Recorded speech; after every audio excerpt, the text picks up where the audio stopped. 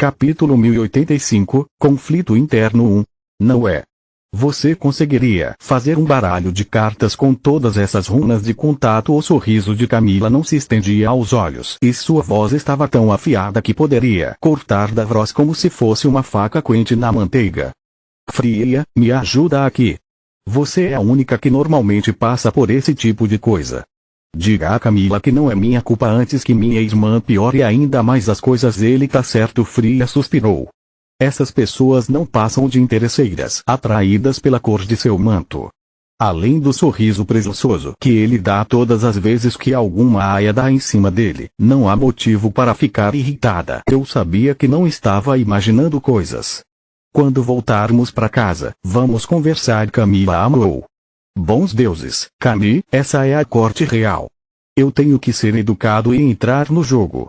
Eu não posso só enxotá-las como se fossem pombos.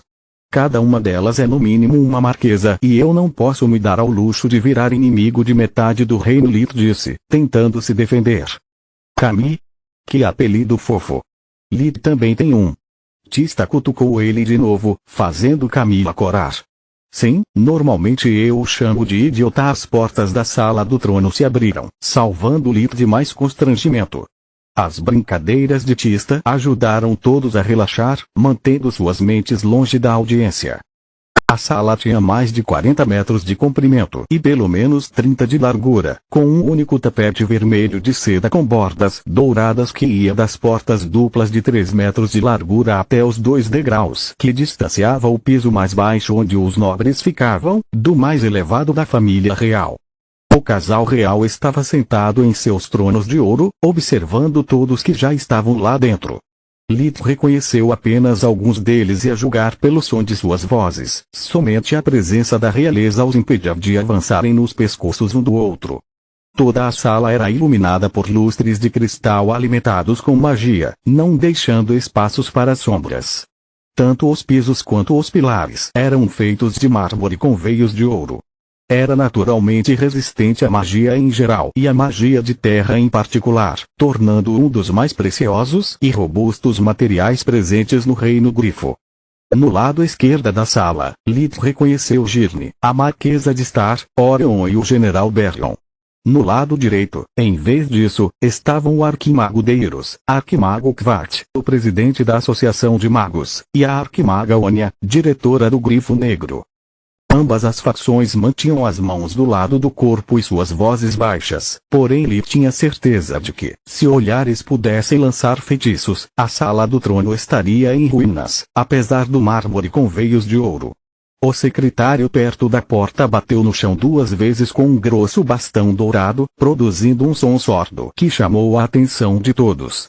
Arquimago Lit Veren, Condestável Real Camila e Eval, Maga Tista Veren, Maga Kila Ernas, Maga Fria Teleta Aelia Ernas e Maga Plória Rose Terra Ernas chegaram. O secretário disse. Lit teve dificuldade em reprimir o riso com seus nomes longos e pomposos. Ouvi-los pela primeira vez os fez soar ainda mais cômicos, especialmente o de Plória. Camila e Tista estavam no mesmo barco, porém elas só conseguiam olhar de soslaio para suas amigas nobres. Fria e Plória odiavam seus nomes do meio, contudo elas só podiam amaldiçoar interiormente a etiqueta da corte e engoli-la. O grupo caminhou até ficar em frente aos tronos antes de se ajoelharem. Obrigado por virem aqui. Em tão pouco tempo a realeza os deu permissão para se levantarem. Antes de chamá-los aqui, nós procuramos por evidências que pudessem corroborar a história dos sobreviventes da expedição de Belém. Infelizmente, mesmo após semanas usando as melhores ferramentas à nossa disposição, os eventos dos quais todos vocês participaram continuam tão inacreditáveis quanto a primeira vez que ouvimos sobre eles. Nós os convocamos na esperança que vocês possam esclarecer as partes mais controversas desta terrível história, disse o rei Meron. Arquimago Kvart, o precário presidente da associação, olhou para o grupo de Lit com desprezo. Ele os considerava traidores que conspiraram com o exército, as feras ou ambos para destruir o trabalho de sua vida. No entanto, ele só podia continuar calado e encará-los enquanto a rainha Silpa fazia perguntas. O que aconteceu após entrarem sozinhas nas minas, Magas Ernas? Glória era comandante da expedição, então ela se adiantou e contou a eles tudo sobre a emboscada dos carniçais. Ela seguiu as instruções de Girne, descrevendo como foram encurraladas e citando palavra por palavra o líder carniçal, admitindo que eles haviam sido contratados por Deiros. Diferente de Vira, ex-segunda em comando de Fria, Glória já era seu alvo e o nome Ernas significava muito na corte. Apesar dos melhores esforços do arquimago Veren, não estaríamos aqui hoje se não fosse pelo guarda-costas que minha mãe, a Conte Ernas, me designou secretamente e pela intervenção de uma criatura misteriosa que se chamava Nandi. Glória olhou ao redor da sala, procurando por Morok. Você tem alguma prova para apoiar suas alegações? O rei perguntou. Apenas minha palavra, a de minhas irmãs e do mago Eri. Minha irmã Kila pode mostrar a vocês um holograma da criatura. Além disso, sua presença, assim como a da abominação das minas de Larochia, explica por que os mortos-vivos abandonaram as minas e por que não as detonaram quando tudo estava perdido. O rei e a rainha ponderaram as palavras de Glória, não encontrando nenhuma falha em sua lógica. Os misteriosos híbridos de abominação já haviam provado ser capazes de se comunicar e sempre escolhiam lugares abundantes em energia mundial como sua morada. Além disso, as minas de Belin eram um bem inestimável e apenas a presença de um oponente verdadeiramente poderoso poderia ter forçado os mortos-vivos a deixar os cristais mais preciosos para o reino. No entanto, o rei e a rainha concentraram sua atenção em outro detalhe que Glória havia mencionado casualmente. Maga Quilla, você realmente pôde produzir hologramas também? A rainha perguntou. Sim, Vossa Majestade. Quilla se curvou e criou uma projeção em tamanho real da aparência de Nandi. Criatura fascinante. Silpa sentiu. O arquimago Veren te ensinou? Não, eu aprendi sozinha. Minha esperança é um dia superar o professor Manoar. As palavras de Quilla fizeram o coração da realeza vibrar enquanto o dos aliados de Deiros azedava. Cada um deles se ressentia de Quilla por diferentes motivos, mas seu rancor mútuo os uniu contra a família Ernas. Vossa Majestade, com todo o respeito, os eventos que a maga Ernas descreveu são muito convenientes, disse o arquimago Deiros. Se o que ela diz é verdade, onde está esse tal de Eri e por que essa criatura lendária desapareceu antes que a equipe de resgate explorasse as minas? Sem mencionar o quão calunioso é associar meu nome com as divagações de um carniçal apenas para seguir os interesses de sua família. Eu concordo com Deiros apenas em uma coisa. Onde está Eri? Girne perguntou. Por alguma razão que não conseguimos entender, ele foi parar em um local distante do deserto de sangue e o rei Neron apertou o nariz em frustração. Enviamos uma equipe de resgate assim que identificamos sua localização, mas sua presença além das fronteiras criou um pequeno acidente diplomático que ainda precisamos resolver. Capítulo 1086, Conflito Interno 2. Quanto à criatura, concordo que seu comportamento é estranho, mas não mais que o dos outros membros de sua família. Como a maga Ernas nos lembrou, o mesmo aconteceu nas minas de Larochia. Depois de ser descoberta, a criatura fugiu sem prejudicar nenhum dos trabalhadores. Quer você considere o testemunho da maga Ernas convincente ou não, arquimago Deiros, ela é inocente até que se prove o contrário. A rainha Silpa encarou Velan até que ele dar um passo para trás. Eu acho o relato dela tão crível quanto é suspeito o fato de que o traidor grande mago Nuragor era seu pupilo, Velan. Não há dúvida de que sua lealdade estava com os mortos-vivos. Traçamos todas as conversas e movimentos antes da morte de Calion. Várias pessoas confirmaram tê-lo testemunhado exibindo habilidades que apenas um escravo poderia ter e depois de procurar em seus apartamentos, descobrimos itens encantados pertencentes à corte do crepúsculo. Além disso, vários sobreviventes testemunharam o grande mago Nuragor lutando ao lado dos mortos-vivos durante o golpe. Diga-me, Velan. Calion mudou da noite para o dia. Você é tão incompetente que não percebeu que estava criando uma cobra na grama, ou você participou dos esquemas dele? A rainha havia interrogado particularmente Vira e Rota, os dois membros sobreviventes da Guilda Escudo de Cristal que ouviram Calion falar em nome de Deiros e das cortes dos mortos-vivos. Infelizmente, o testemunho delas em um tribunal de justiça era ainda mais inútil que o de Plória, mas isso não significava que a realeza deixaria as coisas passarem facilmente. Quando conheci Calion Nuragor, ele era apenas um jovem brilhante ansioso para servir seu país. O arquimago Deiros ajoelhou-se em sinal de contrição. Talvez eu confiasse demais nele porque ele me lembrava meu filho perdido, mas eu nunca o teria acolhido se não fosse pelas muitas cartas de referência que a associação lhe escreveu. Sua tentativa de usar a morte de Uriel para pedir simpatia fez todos os pais na sala quererem vomitar e colocou Kvart em uma situação ruim. A associação tem de fato muitas responsabilidades, Velan, mas foi você que o tomou como aprendiz, assim como você o fez se tornar um grande mago. Você nega isso? Disse o rei Meron. Não, Sua Majestade.